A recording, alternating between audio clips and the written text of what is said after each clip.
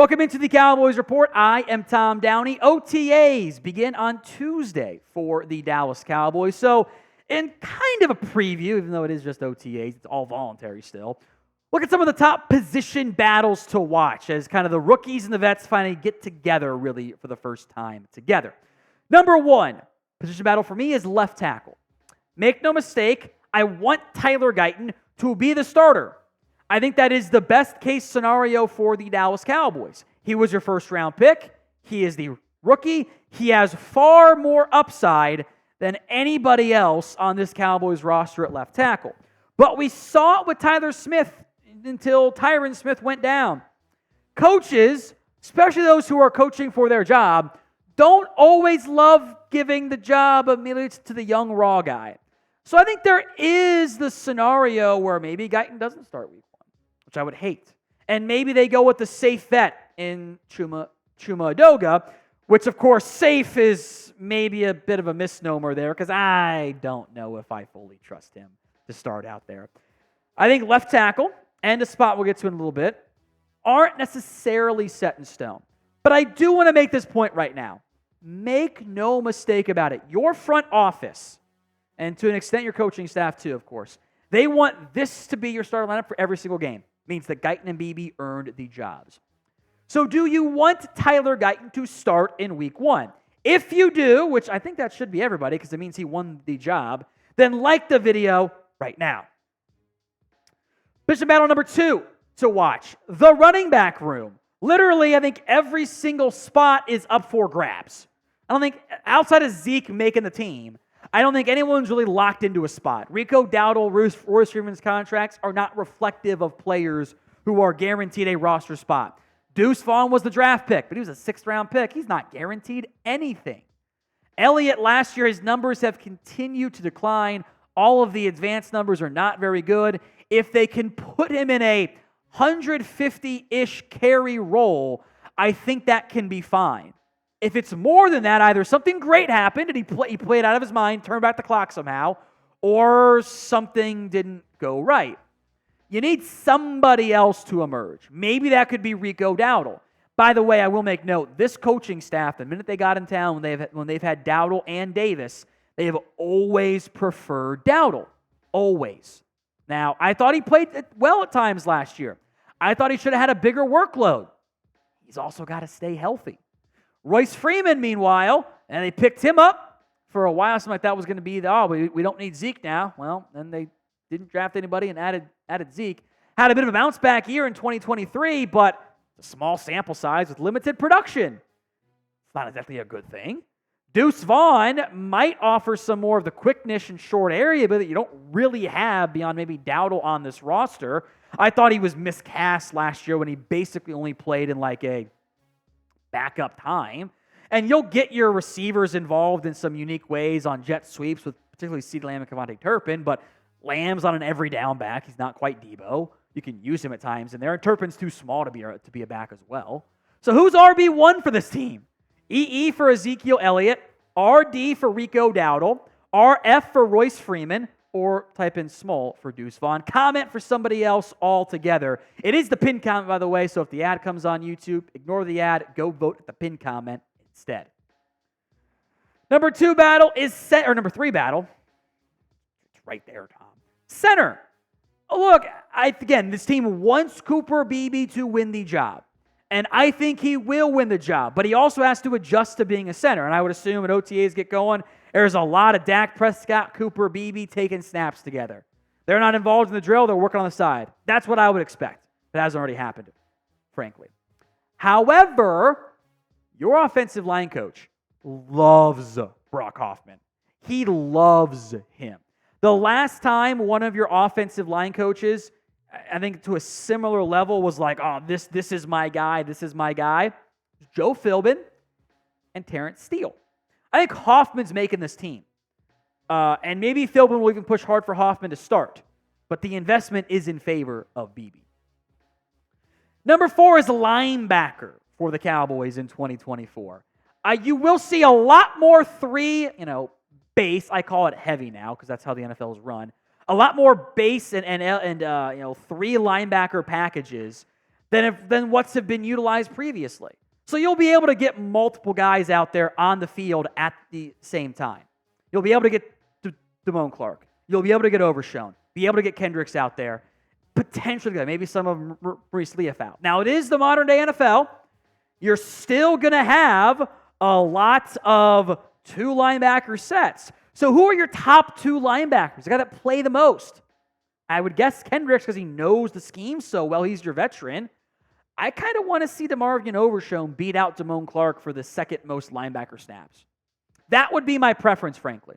And you can still use some big dime or big nickel at times too, which, again, I'm curious how Zim deploys everybody because Clark or Marquise Bell?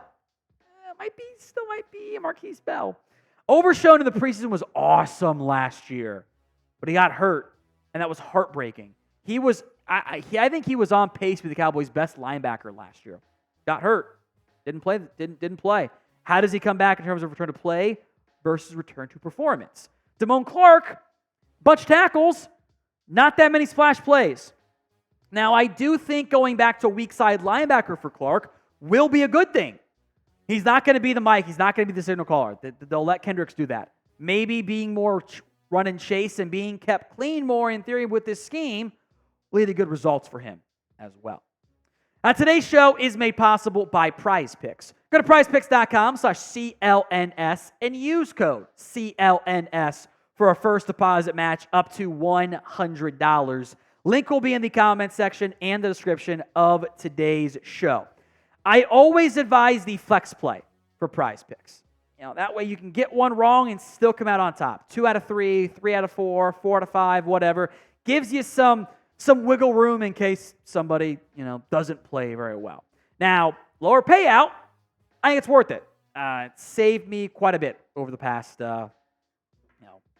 year or whatever it's been, the last almost calendar year now, close to the regular season starting up again here. Here's my NBA playoffs prize picks. You can also do MLB, WNBA, and a whole lot more, even esports too.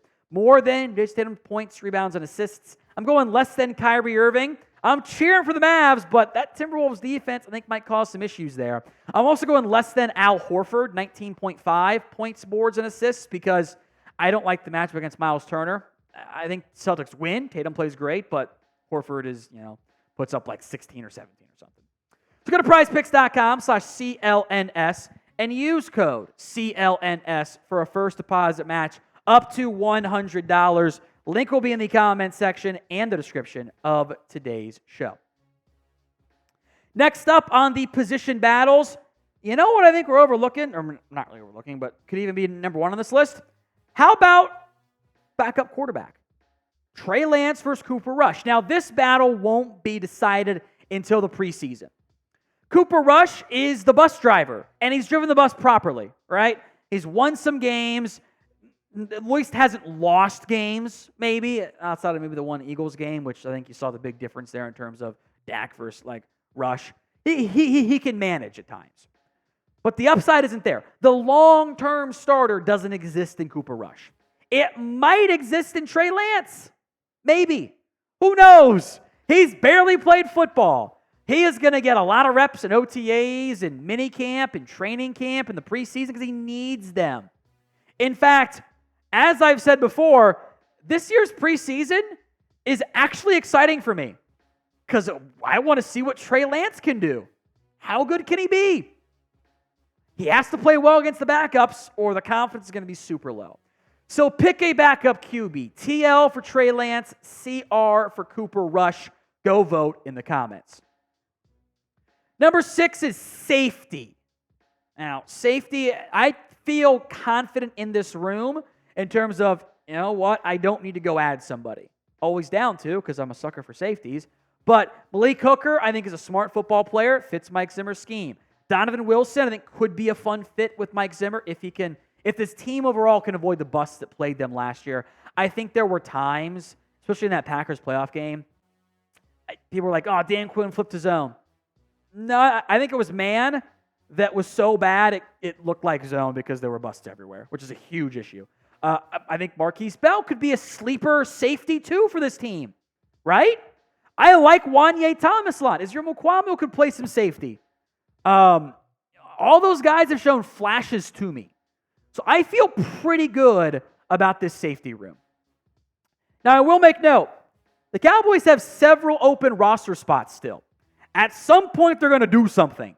So if/when the Cowboys make some roster moves, we will have a video for you. Do not miss out. Hit that sub button right now, youtube.com/CowboysTV. Number 7, the wide receiver 3 safety spot, or wide receiver 3 spot, as I went full Ron Burgundy, read the thing above it, twice on the same video. What am I doing? I would assume Jalen Tolbert is the heavy favorite to win this job, and then Kevontae Turpin can be involved as kind of a gadget player, and maybe Ryan Flournoy is more than just a year one redshirt player, and there isn't like a surprise, David Durden, Jalen Cropper emergence. We do know this every year in training camp. One receiver, we go, ooh, that guy could be good. Sometimes they are, sometimes they aren't, and probably more often than not, from that perspective. Somebody's going to catch right. Last year was Jalen Brooks. Brooks like, oh, he's playing pretty well in camp. Made the team, caught 6 passes. Turpin brings you more big playability. Tolbert's a bit more steady, I would say. I think there are 4 kind of realistic options for wide receiver 3. So pick one for me. KT for Kevontae Turpin, JT for Jalen Tolbert, RF for Ryan Flournoy, and JB for Jalen Brooks. Now, I'm cheating on number 8, but this is worth having a conversation about. That is the Cowboys against the contracts. 3 superstar caliber players, or at least franchise caliber quarterbacks, if maybe we don't want to consider him a superstar, players who are due for new deals. Obviously, CeeDee Lamb's the big one. He's not going to be there, it sounds like, for the start of OTAs. Dak Prescott, he will be there for OTAs by all expectations, but his contract is the bigger one. And Micah Parsons, I would assume he's there, because that's what he did last year. Like, he skipped the voluntary workouts, showed up for OTAs. I'd actually be a little bit worried / if he's not there for the OTA portion. I know it's not mandatory, but there's a new defense in there. The coaches can now do stuff. Like, he should be there for that. I would also make note of this. The Cowboys have never been a team to shy away from, oh, this guy wants a big contract? Well, let's pay somebody else instead. Right? Lyle Collins and Jalen Smith before Zeke got paid. Like, oh, those guys did the team-friendly deal. I think Osa Odighizuwa is your name there. He might be a bit expensive.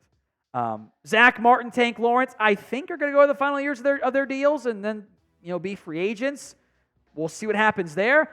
I don't know if Dallas wants to do it to pay anybody. I think this is at least worth monitoring of, hey, who's in there? Do they give Zack Martin and Tank Lawrence the classic veteran OTA stuff? It's worth monitoring.